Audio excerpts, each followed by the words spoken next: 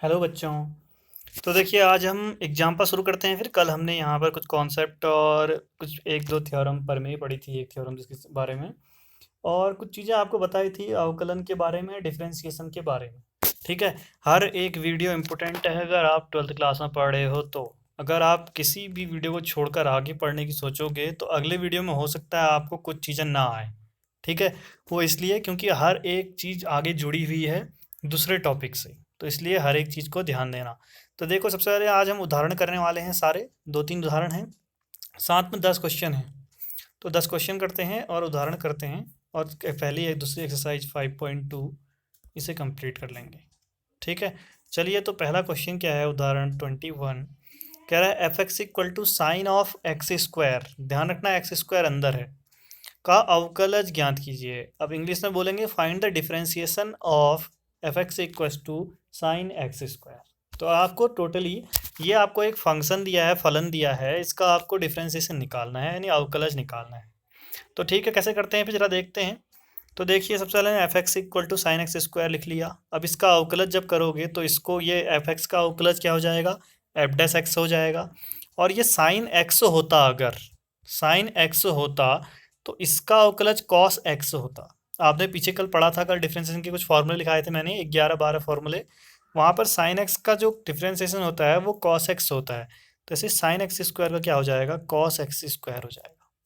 इतना हुआ, इतने पे आंसर नहीं आता, कॉस एक्स स्क्वायर। उसके बाद देखिए साइन एक्स का आपने पूरे का तो कर दिया, उसके बाद आपको जो इसके अंदर है इसका भी करना पड़ता है।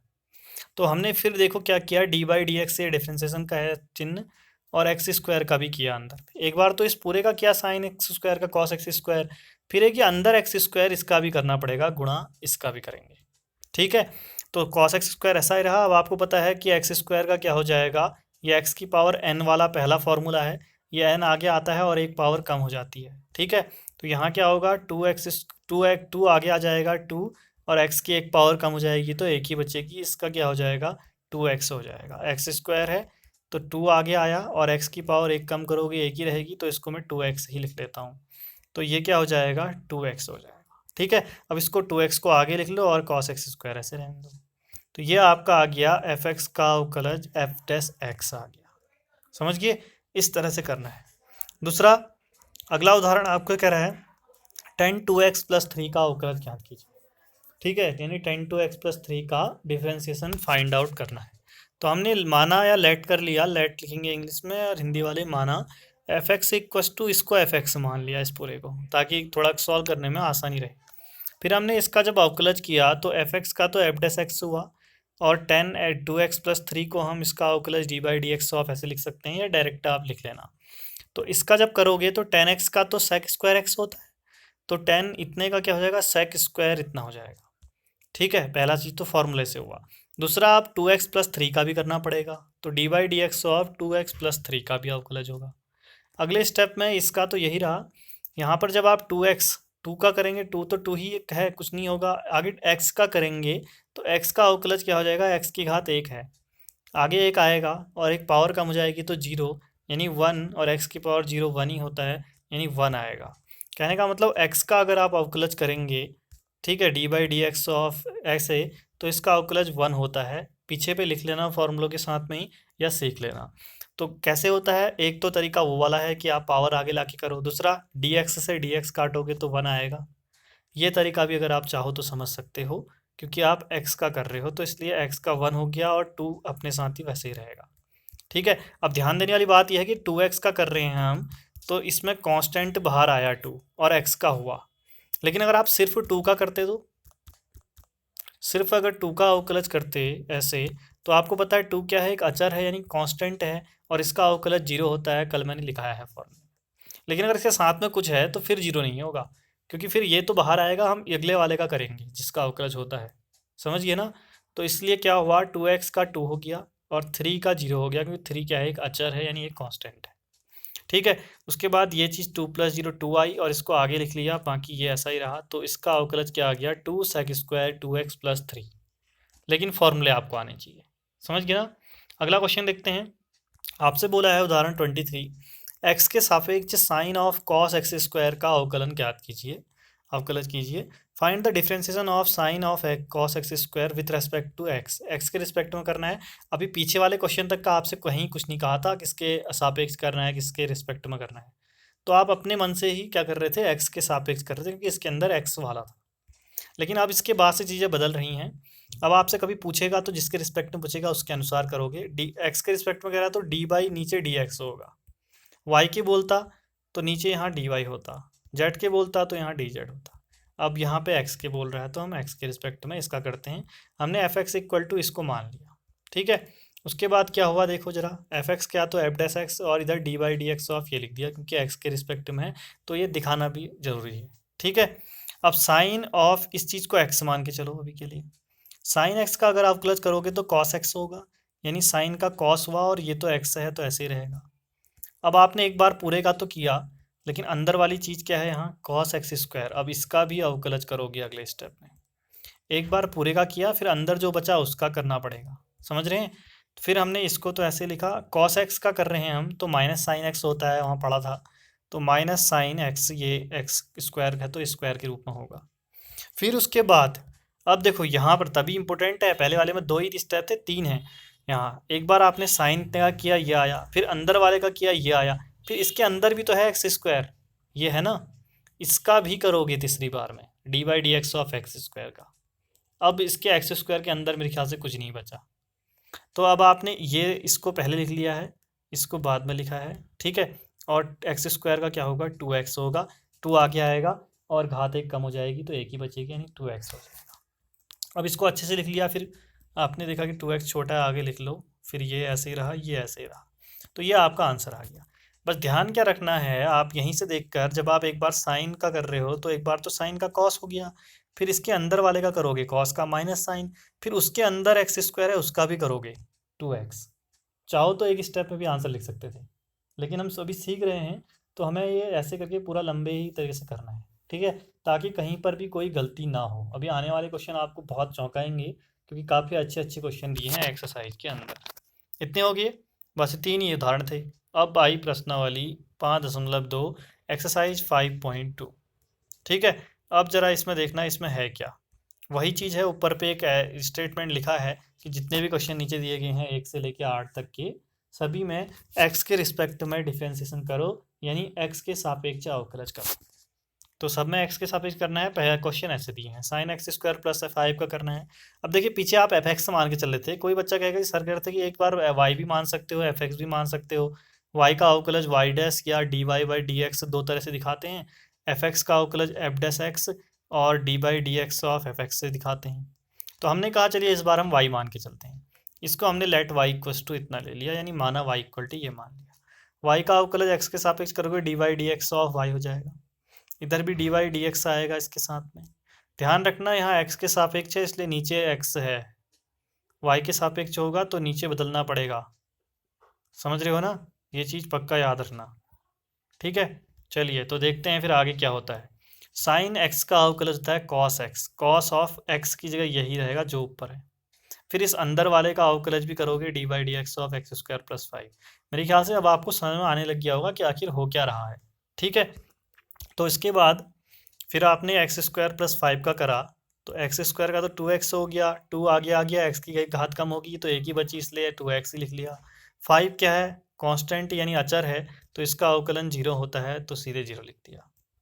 ध्यान वही वाली चीज़ रखनी है फिर से कि कहीं पर अगर 3x स्क्वायर दिया तो इसका अवकलन 3 का 0 लिख दो और इसका 2x लिख दो, ये नहीं करना, ठीक है। क्या करोगे, 2 आगे आएगा, 2 इंटू 3 और पावर 1 कम हो जाएगी, एक ही रहेगी तो 6x आएगा, समझ गए।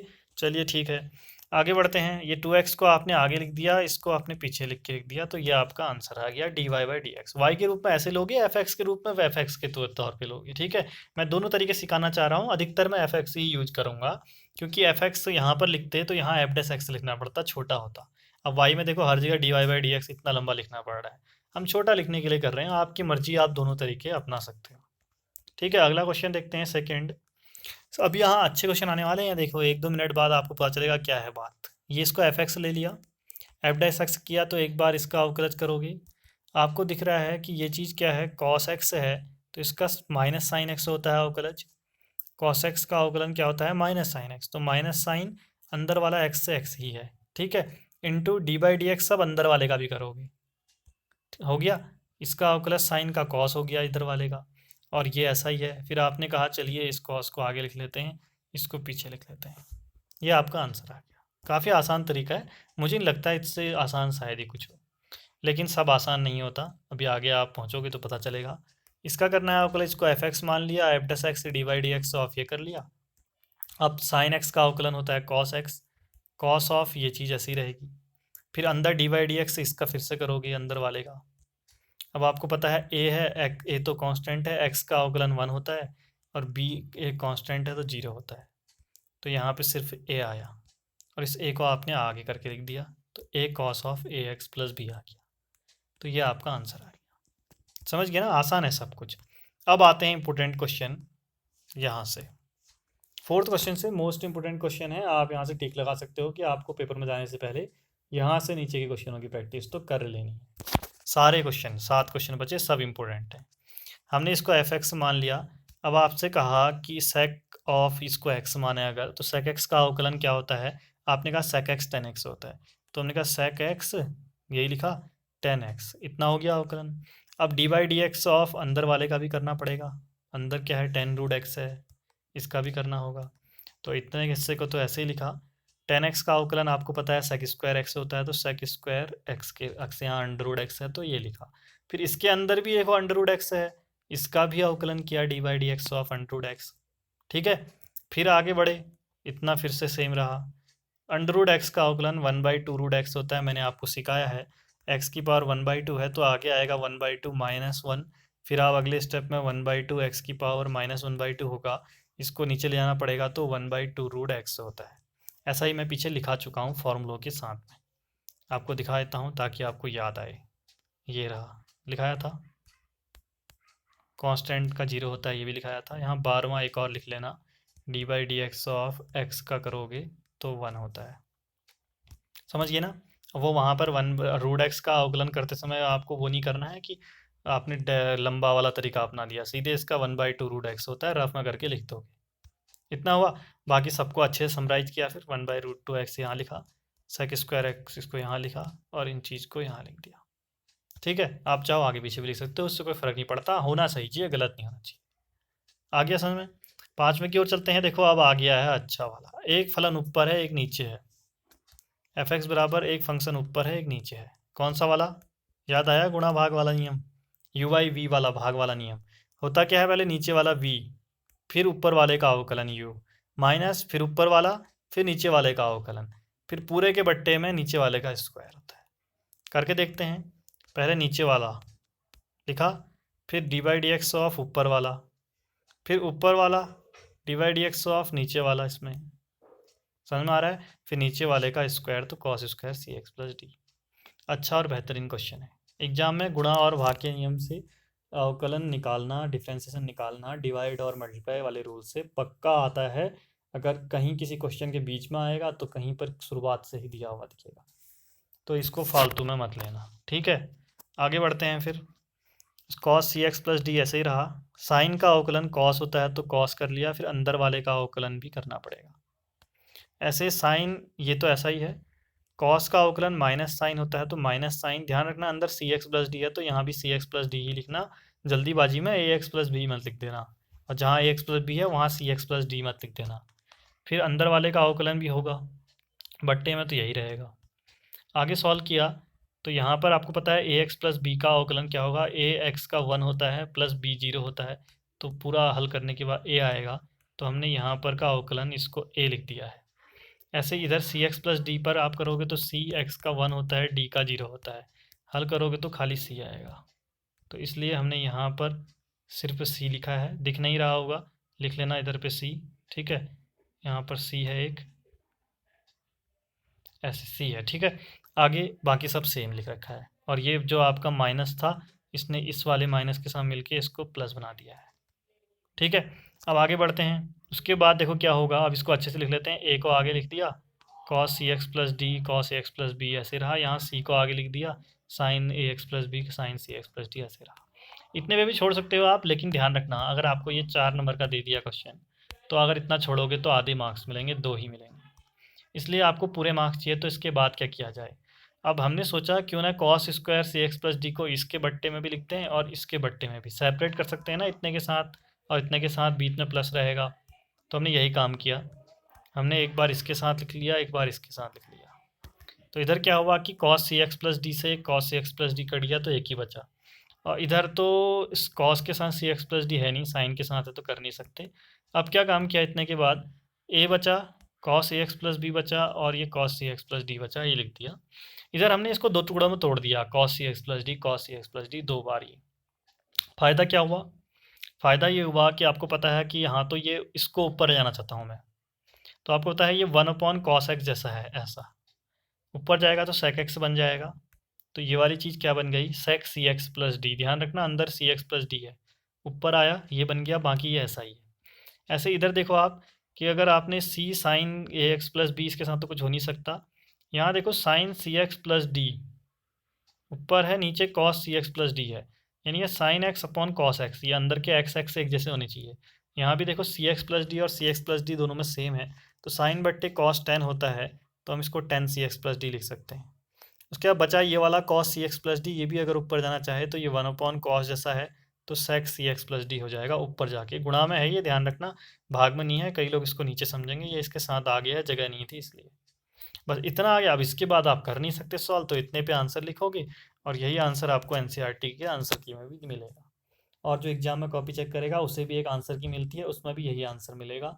अगर ये आंसर ना मिले तो वो फिर चेक करेगा कि बच्चे ने आधा ही काम किया है, कहाँ तक किया है, उस हिसाब से मार्क्स देगा आपको। आप ये नहीं कह सकते कि एकदम सेम हमने यही नहीं किया था, हम आधे में छोड़ दिया है, उसे भी आंसर मानिए। तो वो एग्जामिनर के ऊपर है कि वो नहीं मान सकता है और मान भी सकता है, आप कह नहीं सकते क्योंकि आपको पढ़ाते समय तो यहाँ तक पढ़ाया गया है। समझ गए ना।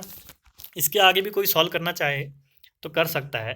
सेक सी एक्स प्लस डी और सेक सी एक्स प्लस डी दोनों तरफ आ रहा है तो आगे कॉमन ले लो, अंदर छोटा हिस्सा बच जाएगा। अब ये बाकी आपके ऊपर है, ठीक है। चलिए आगे बढ़ते हैं।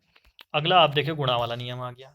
एक फलन ये है, एक फलन ये है, तो u गुणा वी वाला नियम है ना। तो क्या होगा u फिर v का डिफ्रेंसिएशन प्लस, बीच में प्लस होता है ध्यान देना यहाँ, प्लस v फिर u का फलन, ये तो आसान है। तो क्या होगा, आपने इसको एफ एक्स मान लिया, एफ डैश एक्स लिखा, तो पहला फलन फिर दूसरे का अवकलन फिर दूसरा फलन प्लस पहले का अवकलन, ऐसे ही होगा ना। अब आगे हल करेंगे। पहला फलन तो ऐसे ही रहेगा, दूसरे फलन पे साइन स्क्वायर एक्स की पावर 5, ये किस तरह का है ना, एक्स की पावर n टाइप का है। समझिए कैसे, ये है आपका साइन एक्स की पावर 5 का पूरे का स्क्वायर, इस तरह से है ना। तो 2 आगे आएगा और घात 1 कम होगी, ये इंपॉर्टेंट है, कई बच्चे यहीं गलत करते हैं। 2 आगे आया और घात 1 कम हुई तो 2 साइन एक्स की पावर 5 हो गया, घात 1 की बच गई। फिर अंदर क्या है, इसके अंदर ध्यान दो, मैंने बोला ये चीज़ कैसी है, ये चीज़ है साइन एक्स की घात 5, इस पूरे का वर्ग है। वो आपने पूरे का तो कर दिया, अंदर क्या बचा, अंदर ये बचा साइन एक्स की पावर 5। कई लोग सोचेंगे अंदर सिर्फ एक्स की पावर 5 बचा, लेकिन नहीं, अंदर क्या बचा, ये पूरा बचा, क्योंकि आपने पहली बार में तो इस पूरे का किया ना, ये वर्ग वाले के साथ में किया, फिर आपने अंदर इतने का किया, फिर एक्स की पावर 5 का करोगे। समझ रहे हो, इसको समझ लेना, बाद में गलत मत करना। ये कर दिया, फिर अंदर साइन एक्स की पावर 5 बचा, इसका अवकलन होगा। इधर ऐसे इधर साइन स्क्वायर एक्स की पावर 5 ऐसा ही रहा, कॉस एक्स क्यूब है तो ये एक्स क्यूब तो ऐसे करके है, तो कॉस का अवकलन माइनस साइन होता है तो माइनस साइन हो गया, फिर अंदर एक्स क्यूब है तो एक्स क्यूब का भी अवकलन हो गया। ठीक है, यहीं पर गलती होती है बच्चों से, ध्यान रखना। फिर ये चीज़ को हमने ऐसे लिख दिया कि 2 को आगे ले आए, ठीक है, और ये चीज़ ऐसे लिख दी है। बाकी आप देखो साइन का अवकलन कॉस होता है, फिर अंदर एक्स की पावर 5 बचा, इसका भी अवकलन होगा। ऐसे इधर पर पता है आपको एक्स क्यूब का अवकलन 3x स्क्वायर हो गया, 3 आगे आया, घात 1 कम हो गई तो 3x की पावर 2 हो गया, और ये माइनस जो है ये बीच में माइनस कर देगा इस प्लस को, बाकी वैसे ही रहा। अब उसका थोड़ा अच्छे से बना दिया इसको हमने, 2 ऐसे लिखा है, इधर देखो x की पावर 5 का अवकलन 5 आगे आएगा, x की घात 1 कम हो जाएगी, 5x की पावर 4 हो गया।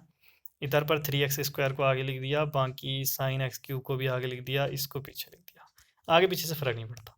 चाहो तो इतने पे आंसर छोड़ दो, एनसीईआरटी के आंसर की मैं तो इतना ही दिया है, लेकिन आप चाहो तो इससे अच्छा काम कर सकते हो।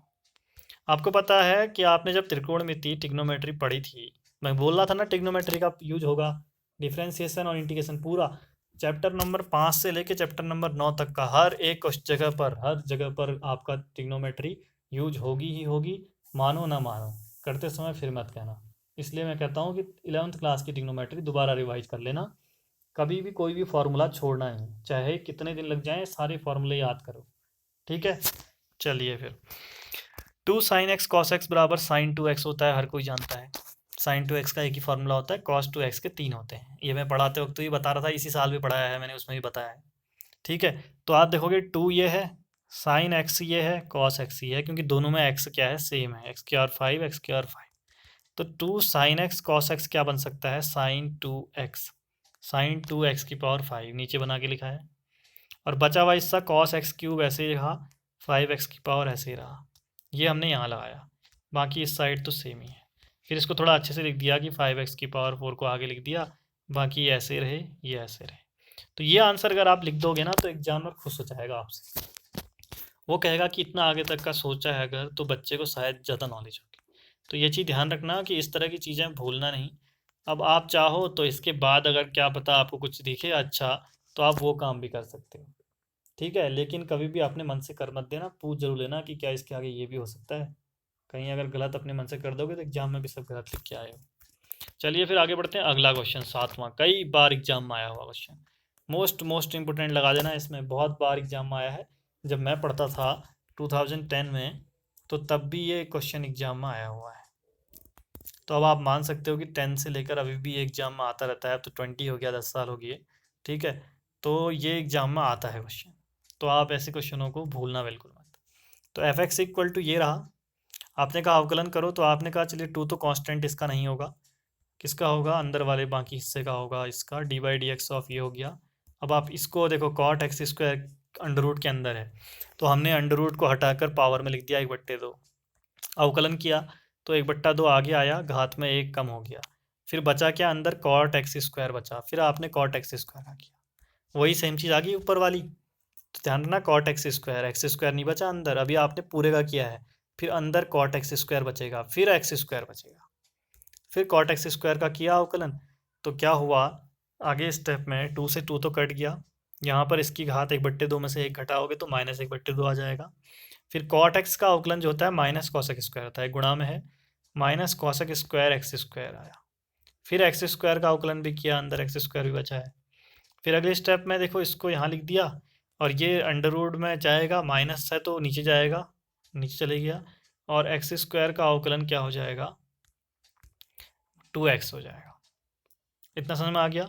फिर देखो इतने पे छोड़ सकते थे, लेकिन अब हमें पता है भैया कि हमने ट्रिग्नोमेट्री पढ़ी है, तो ट्रिग्नोमेट्री में क्या बताया गया है कि जब भी कोई क्वेश्चन पे कॉसेक कॉट इस तरह के बाकी बचते हैं, तो सभी को साइन और कॉस में बदलना बहुत ज़्यादा ज़रूरी होता है अगर आप पूरा सॉल्व करना चाहते हो तो। कॉस साइन कॉस के अलावा अगर 10 कॉस एक्स है, कॉट ऐसे हैं ना अलग अलग, सभी को साइन कॉस में बदलना पड़ता है। तो हमने कहा चलिए साइन कॉस में बदलते हैं। आपको पता है कि कॉसेक एक्स जो होता है वो 1/sin x होता है, तो 1 में लिख दिया। ऐसे जो कॉट होता है वो कॉस बट्टे साइन होता है, तो कॉस बट्टे साइन कर दिया, और अंडर रूट भी दोनों जगह अलग अलग करके लिख दिया है ये। उसके बाद क्या होगा, ये सबसे नीचे वाला सबसे ऊपर जाएगा, ये इसके साथ जाएगा, तो ये ऐसे ऊपर चलेगी, और पावर 1/2 करके दिखा दिया है, ठीक है। उसके बाद क्या होगा, ये साइन एक्स स्क्वायर की पावर 1/2 है, ये साइन एक्स स्क्वायर की पावर 2 है, स्क्वायर है ना, ये जब इसके साथ आएगा तो माइनस में आएगा, 2 में से 1/2 जब माइनस होगा तो क्या आएगा, 3/2 आएगा। तो यानी कि ये दोनों मिलकर ये बना देंगे साइन की पावर 3/2 एक्स स्क्वायर, ठीक है। और फिर ये आगे वाला हिस्सा ऐसे ही रहा, इसको अंडर रूट में लिख दिया। फिर अगर आप चाहो तो इसको 2 हिस्सों में लिख सकते हो, साइन की घात 1 के रूप में और साइन की घात 1/2 यानी रूट के रूप में, ठीक है, आपकी मर्जी है। फिर इतना करने के बाद आगे क्या किया हमने देखा कि ये साइन वाला अंडर रूट में है, ये भी तो दोनों अंदर ले आते हैं, और देखो एक्स एक्स भी एक जैसा ही है, ये कुछ ऐसा बन सकता है, अगर यहाँ 2 हो जाए तो 2 sine X cos X equal to sine 2x बन सकता है। 2 कहाँ से आएगा, कहीं है नहीं, तो हमने ऊपर भी अंडर रूट 2 से गुणा किया, और नीचे भी, तो नीचे वाला तो अंदर चले गया, ऊपर वाला वैसे ही रहा, तो ये तो -2√2x हो गया, अंदर ये 2 sine X cos X sine 2x होता है, तो साइन 2 अंदर चल जाएगा एक्स स्क्वायर। इतने के बाद छोड़ देंगे, अब इसके आगे कुछ दिख नहीं रहा है, अगर आप चाहो दिखे तो कर सकते हो, ठीक है, बस ये आंसर हो जाएगा। और ये मोस्ट इंपोर्टेंट क्वेश्चन है, मैं पहले से बताते आ रहा हूँ, बाद में मत कहना कई बच्चे एग्जाम में यहाँ पे आंसर छोड़ आएंगे और 4 नंबर के वजह 2 ही नंबर मिलेंगे, नंबर सोचेंगे 100 आने चाहिए, आए हैं वहाँ 50 नंबर और कह रहे हैं कि सारे क्वेश्चन अटेम्प्ट किए हैं। वो क्यों आए हैं? क्योंकि हर क्वेश्चन आधा आधा किया है, तो नंबर भी आधे ही आएंगे। ठीक है, इसलिए पूरा सीखना है लास्ट तक। चलिए आगे बढ़ते हैं। फिर कितने क्वेश्चन हो गए? 7 क्वेश्चन हो गए हैं। 8वां क्वेश्चन है, आसान है। कॉस रूट एक्स का आप अवकलन करोगे तो माइनस साइन होता है, और फिर रूट एक्स का भी अवकलन करना पड़ेगा। रूट एक्स का 1/2 रूट एक्स हो जाएगा, और फिर इसको आप रूट एक्स को नीचे ले लो इसके, बस आंसर हो गया। ये तो आसान था। 8 तक बस इतने क्वेश्चन है इस वाले में, इतनी चीज़। अब कई लोग सोचेंगे कि डिफरेंशिएशन खत्म, कंटिन्यूटी में भी 35 क्वेश्चन थे, फिर खत्म। 35 क्वेश्चन और 20 एग्जाम्पल, 55 क्वेश्चन थे। समझ रहे हो, 77 में 55 क्वेश्चन थे, और वो कम ही थे क्योंकि जो दूसरा पार्ट है डिफरेंशिएशन, ये इसमें कम से कम 100 से ऊपर क्वेश्चन या 150 तक हो सकते हैं, क्योंकि आपको पता है कि 7 एक्सरसाइज हैं, एक विविध है, ठीक है, और एक एक्सरसाइज में 10 क्वेश्चन हैं, तो किसी में 15-20 भी हो सकते हैं। तो ऐसे आगे अभी और तरह के क्वेश्चन आएंगे। ये तो सबसे आसान बेसिक क्वेश्चंस थे। इनमें से इम्पोर्टेंट वाले मैं आपको बता चुका हूँ। एक आपका ये वाला इम्पोर्टेंट है 7th वाला, एक 6th वाला, एक 5th वाला भाग का नियम है, ठीक है, और एक 4th वाला। 4, 5, 6, 7 इतने क्वेश्चन तो ये तो हमेशा पढ़ के जाना पेपर में। पहले ही टिक लगा लो कि पेपर के दिन क्या पढ़ना है, समझ गए। अब बढ़ते हैं, उसके बाद फिर नए टाइप के क्वेश्चन आएंगे आगे अगले एक्सरसाइज में, उसमें भी ऐसे ही होंगे, अलग होंगे थोड़ा सा, और थोड़ा इससे अच्छे होंगे, समझे। तो चलिए फिर 9वां क्वेश्चन देखिए। लिखा है सिद्ध कीजिए कि फलन F X equal to X minus 1 mod के अंदर एक्स इक्वल टू 1 पर अवकलित नहीं है। सबसे पहले तो हम फंक्शन को अच्छा बनाते हैं। F X equal to X mod के अंदर है, तो आपको पता है ये पॉजिटिव कब होगा? जब X greater than equal to 1 होगा। क्यों? क्योंकि एक्स माइनस 1 को अगर 0 रखोगे तो एक्स इक्वल टू 1 आता है, यानी 1 और x greater then 1, x less than 1, ये 3 पॉइंट बनते हैं। तो ग्रेटर देन इक्वल टू पे तो क्या होगा? धनात्मक। लेस देन पर क्या होगा? ऋणात्मक, यानी इसके आगे माइनस साइन होगा। ये बन गया फलन। अब आपको डिफरेंशिएबल है ही नहीं है चेक करना है 1 पर, क्योंकि यहाँ भी 1 ही है। तो जैसे वहाँ पर लेफ्ट हैंड लिमिट लेते थे, राइट हैंड लिमिट लेते थे, और F1 लेते थे, तीनों इक्वल तो है, नहीं है तो नहीं। लेकिन यहाँ थोड़ा अंतर है, यहाँ लेफ्ट हैंड डेरिवेटिव लेना पड़ता है, डी से डेरिवेटिव, क्योंकि डेरिवेटिव से आप जानते हो डिफरेंशिएशन, और डिफरेंशिएशन से आप जानते हो अवकलन। तो अवकलन में आपको लेफ्ट हैंड डेरिवेटिव लेना पड़ता है एक बार, और एक बार राइट हैंड डेरिवेटिव लेना पड़ता है। F1 जैसा कुछ नहीं लेना पड़ता तीसरा। अगर ये दोनों इक्वल तो अवकलन होगा, नॉट इक्वल तो नहीं होगा। अब दोनों बताता हूँ। लेफ्ट हैंड डेरिवेटिव का क्या होता है फॉर्मूला, ये तो याद ही करना पड़ेगा, हाँ ध्यान रखना, जैसे आपने लेफ्ट हैंड लिमिट पे याद किया था। तो डेरिवेटिव का फॉर्मूला क्या होता है? ये होता है आपका लिमिट एक्स टेंस टू, ठीक है, तो इसके आगे क्या होगा? लेफ्ट हैंड डेरिवेटिव और राइट हैंड डेरिवेटिव के बारे में बता रहा हूँ। ऐसा करते हैं, नीचे देख ही लेते हैं, याद जरूर कर लेना, ठीक है बच्चों। लेफ्ट हैंड डेरिवेटिव में एक्स लेस देन 1 होगा, राइट हैंड डेरिवेटिव में क्या होगा? X greater then 1। डेरिवेटिव जानना, LHL मत लिख देना, ठीक है। पेपर में आ सकते हैं, 2 ही क्वेश्चन है इसके। पहला क्या होता है? Limit X tends to 1 F X minus H. आपको पता है कि जो लेफ्ट वाली साइड है ये नेगेटिव वाले एलिमेंट आते हैं इसमें, माइनस वाले, तो इसलिए F X minus H minus F x upon minus H होता है। ऐसे ग्रेटर देन में क्या होता है? देखो इसमें एच की जगह माइनस एच है, जो यहाँ प्लस हो जाता है, तो यहाँ भी limit X tends to 1 F X plus H, वहाँ माइनस था, बीच में माइनस ही रहता है, ध्यान रहा, माइनस एफ एक्स, और बट्टे में भी एच। बट्टे में यहाँ पर देखो अपॉन में माइनस एच है, यहाँ एच है, और ऊपर एक्स प्लस एच है, यहाँ एक्स माइनस एच है, इतना ही अंतर है। अगले स्टेप में एक्स इक्वल टू 1 है, तो इसको एच टेंस टू 0 बनाओगे तो एक्स की जगह 1 आ जाता है, यहाँ पर 1 आ गया, देखो दोनों जगह, और इधर भी 1 आ गया, इधर भी 1 आ गया, सब दोनों साइड इस तरह से। अब F1 माइनस एच की जब बात होती है तो आप जानते हो कि ये कहाँ रखोगे? आप लेस देन वाले में रखोगे, ये है लेस देन, तो इसमें माइनस एक्स माइनस 1 में एक्स की जगह पर आपने 1 माइनस एच रखना है, तो क्या होगा? माइनस बाहर है, एक्स की जगह पर 1 माइनस एच रखा, -1, ठीक है। उसके बाद F1 कहाँ रखोगे? तो 1 यानी इक्वल टू वाला कहाँ पर है? ये है इक्वल टू। F1 इसमें रखोगे तो 1 माइनस 1 आएगा 0, तो आपने यहाँ रख दिया 1 माइनस 1, बाकी ये ऐसा ही रहा। इसके साथ ही इसको सॉल्व किया, 1 माइनस 1 कट गए, माइनस एच था, बाहर से एच था, माइनस था, एच हुआ, ये जीरो हुआ, बट्टे में माइनस एच है, एच और माइनस एच आया, ये कटे तो माइनस तो बचा है, यानी -1 बच गया। लिमिट रखोगे तो एच बचा ही नहीं, तो -1 आया। राइट हैंड में जब f1 प्लस एच रखोगे तो ये ग्रेटर देन 1 वाले में रखोगे, यानी ग्रेटर देन 1 पहला वाला है, ये इसमें रखोगे x-1 में, x-1 में x की जगह पर 1 प्लस एच -1 ये है, और f1 सेम दूसरे इसी वाले में रखोगे, फिर ये भी इक्वल टू 1 वाला है, तो 1 -1 यहाँ पर, ठीक है। ये तो 1 1 कट गया, ये भी जीरो हो गया, तो h बचा ऊपर, नीचे भी h, h और h कटे तो 1 आया। लेफ्ट हैंड डेरिवेटिव -1 आया, राइट हैंड डेरिवेटिव 1 आया, दोनों इक्वल नहीं है, तो left hand derivative not equal to right hand derivative, अतः f x x equal to 1 पर अवकलित नहीं है। Hence f x is not differentiable at x equal to 1। English वालों के लिए हिंदी वाला बस याद क्या रखना है, ये तरीका। डेरिवेटिव होता है जब डिफरेंशिएशन आपको करना हो, अवकलन है या नहीं है चेक करना हो, तब के लिए ये है। ध्यान देना, आपको अवकलन वाले में जो पीछे, मतलब अवकलन नहीं, जहाँ पर आप कर रहे थे लिमिट यानी कंटिन्यूटी वाला, सततता वाला, सततता में तो आपके थे 45-55 क्वेश्चन ऐसे वाले, और जब आप आए डेरिवेटिव वाले में डिफरेंशिएशन में, तो आपको कितने मिल गए, आपने देखा तो आपको यहाँ पर मिल रहे हैं सिर्फ 2 क्वेश्चन, ये वाला 9वां और एक और आएगा 10वां। ऐसा क्यों? क्योंकि ये 2 क्वेश्चन इसलिए मिले क्योंकि जो इसके अलावा बचे हुए 100-150 क्वेश्चन हैं वो शॉर्ट मेथड से हो जाते हैं, सूत्रों से। अभी फॉर्मूले दिखाए थे ना मैंने, और अभी ऊपर 8 क्वेश्चन कराए, 3 एग्जाम्पल कराए, वो उनसे हो जाते हैं। इसलिए ऐसे वाले क्वेश्चन सिर्फ 2 ही थे, और वो सोचते हैं कि अगर आप कंटिन्यूटी निकालना सीख आता है आपको, तो 2 क्वेश्चन ही अगर आपको सिखा दें तो, और ऐसे ही 100 क्वेश्चन दे दें तो आप कर लोगे। इसलिए 2 ही क्वेश्चन हैं, ध्यान रखना, इसलिए 2 क्वेश्चनों को छोड़ना नहीं। अगला पढ़ते हैं, सिद्ध कीजिए महत्तम पूर्णांक फलन यानी ग्रेटेस्ट इंटीजर फंक्शन, जिसके बारे में मैं बता चुका हूँ। F X equal to X है, इसको आपने एक्स इक्वल टू 1 और 2 पर दिखाना है, अवकलित नहीं है, दोनों के लिए निकालना है।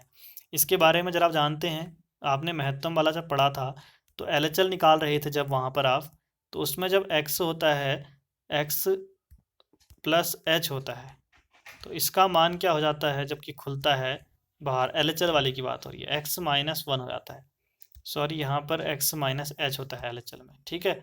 x माइनस एच का मान x -1 के इक्वल होता है, और ऐसे यहीं पर जब आप RHL निकालते हो तो यहाँ पर RHL में आपका x प्लस एच होता है, इसका मान सिर्फ x हो जाता है, समझ गए, क्योंकि ये जो प्लस एच है इसकी जगह 0 आ जाता है, यहाँ माइनस एच की 1 आ जाता है। ये मैं सिखा चुका हूँ एग्जाम्पल के थ्रू, पहले ही जब चैप्टर शुरू हुआ था 5वां, वहाँ पर एक क्वेश्चन आया था वहाँ। बाकी मैं यहाँ बार बार आपको एग्जाम्पल लेके नहीं बताऊँगा, आपको ये ध्यान रखना है कि जब LHL निकालते हो तो x माइनस एच जो है वो x -1 में बदल जाता है, और जब RHL होता है तो x प्लस एच जो है वो x में ही रहता है। बाकी क्यों रहता है वो एग्जाम्पल से वहाँ मैं सिखा चुका हूँ। महत्तम पूर्णांक फलन यानी ग्रेटेस्ट इंटीजर फंक्शन में, लीस्ट इंटीजर फंक्शन में ऐसा नहीं होता है, वहाँ अगर जब क्वेश्चन आएगा तो फिर वही एग्जाम्पल बनाकर आपको वैसा ही करना पड़ेगा, ठीक है। चलिए फिर करते हैं, x इक्वल टू 1 के लिए आसान काम है, LHD RHD फॉर्मूला लिखा, LHD का RHD का लिखा, फिर आपने यहाँ एच टेंस टू 0 किया तो x की जगह 1 आ गया, यहाँ भी 1 आ गया। अब हल करते वक्त आपको पता है f1 माइनस एच निकालना है, सभी का सूत्र x ही है, एफ एक्स इक्वल टू, तो आपने इसी में रखना है हमेशा। तो f1 माइनस एच क्या होगा, 1 माइनस एच बॉक्स के अंदर, f1 क्या होगा बॉक्स के अंदर 1, f1 प्लस क्या हो जाएगा बॉक्स के अंदर 1, f1 क्या होगा बॉक्स के अंदर 1, ठीक है, वही चीज़ आएगी। अब 1 माइनस एच जो है ये बदलेगा काहे में, 1 -1 में, एच की जगह 1 आ जाता है, मैंने कहा था ना x माइनस एच में x के रूप में आता है, x -1 के रूप में, तो 1 -1 ही रहेगा, और 1 जो है ये तो 1 ही है, 1 में तो कोई अंतर नहीं है, 1 प्लस एच जो है ये 1 के रूप में ही रहेगा। बताया था इधर पे मैंने कि x माइनस एच जो है वो x में आ जाएगा, x -1 में आ जाएगा, और यहाँ पर जो x प्लस एच है वो x के रूप में आएगा, ये इसका था और ये इसका था, तो x की जगह यहाँ पर 1 है तो 1 ही है, यहाँ पे भी 1 है तो 1 है, समझ गए ना।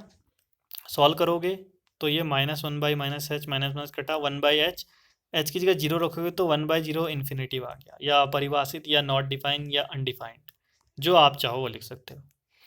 यहाँ पर सॉल्व किया तो यहाँ 0 बट्टे एच 0 आ गया, यानी एक इन्फिनेटिव एक 0, क्या दोनों बराबर हो सकते हैं, नहीं, तो नॉट इक्वल टू आता है एफ एक्स जो है वह एक्स इक्वल टू 1 पर अवकलित नहीं है, hence F x is not differentiable at x equal to 1।